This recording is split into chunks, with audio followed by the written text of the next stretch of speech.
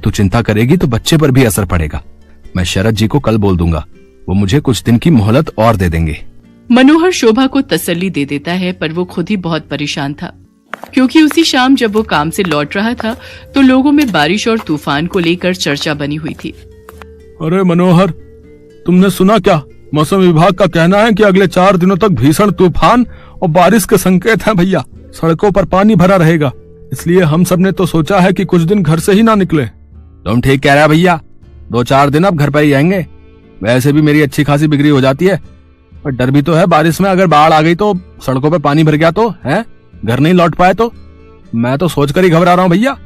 चलो भाई चलो, समय से घर चलते हैं भैया। मनोहर उस शाम को हुई इस बात के बारे में सोच सोच कर करवट बदल रहा था। उसे समझ नहीं आ रहा था कि वो अगले दिन जाए या नहीं, पर उसे मकान का किराया भी चुकाना था, इसलिए वो मकान मालिक शरद से बात करने जाता है। शरद जी, मैं अगले महीने तक आपको किराया दे दूंगा। अभी बारिशों का सीजन है तो काम बिल्कुल भी नहीं है। देख मनोहर, मैंने घर किराए पर देने से पहले ही ये शर्त रखी थी कि मुझे किराया समय पर चाहिए, पर तू हर बार ही किराया लेट कर देता है। अब मैं और देर नहीं कर सकता। तू अगले 2 दिन तक मेरा किराया दे दे, वरना घर खाली कर दे। मेरे पास इतना टाइम नहीं है कि तेरे से बात करूं, मुझे काम से जाना है। मनोहर चिंता में घुला घर लौट आता है।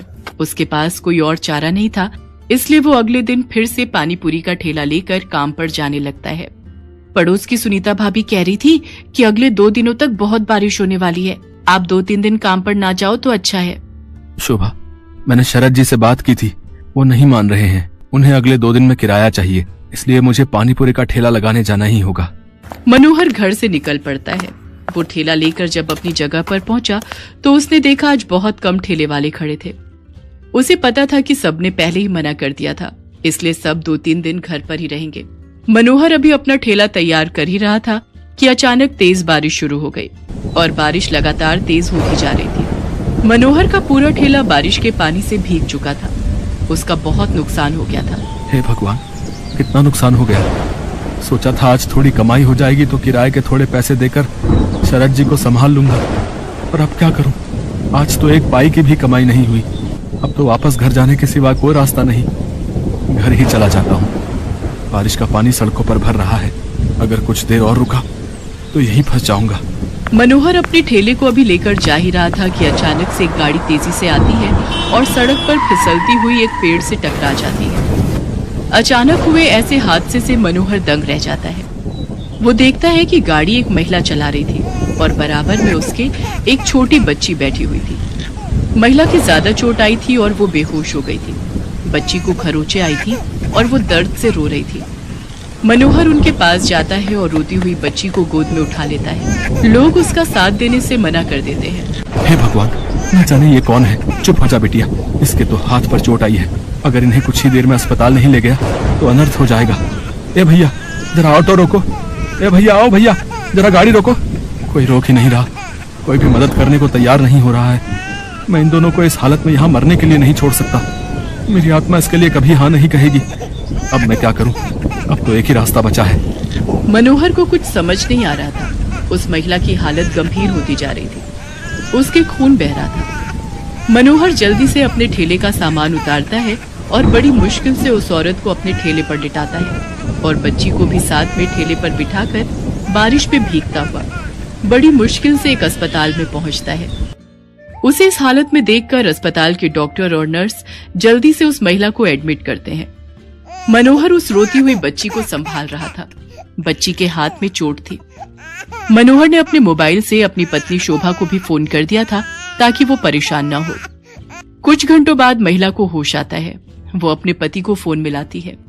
कुछ देर बाद उसका पति हॉस्पिटल पहुंचता है और अपनी पत्नी और बच्चे की हालत देखकर घबरा जाता है। डॉक्टर, सुषमा कैसी है? ये सब क्या हो गया? सुषमा, मुझे तो लगा था तुम अपनी मम्मी के घर पहुंच चुकी होगी। रोहित, मैं घर से निकली थी तो बारिश नहीं थी।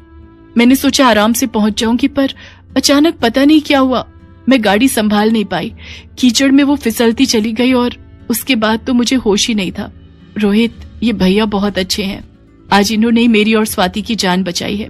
आपकी वाइफ ठीक कह रही है, आज की दुनिया में ऐसी मदद कोई नहीं करता। हमने अपनी आंखों से देखा था। ये भैया बारिश में अपने ठेले पर आपकी पत्नी और बच्ची को हॉस्पिटल लेकर आए थे। मैं आपका एहसान किस तरह से चुकाऊंगा? आपने जो मेरे लिए किया है उस एहसान के बदले में आपके लिए कुछ भी कर सकूं तो मेरे लिए बहुत बड़ी बात होगी। बाबूजी, ये तो मेरा धर्म है। अगर मुसीबत में पड़े लोगों की जिसने सहायता नहीं की तो वो इंसान ही क्या। रोहित को पता चलता है कि मनोहर पानीपुरी का ठेला चलाता है।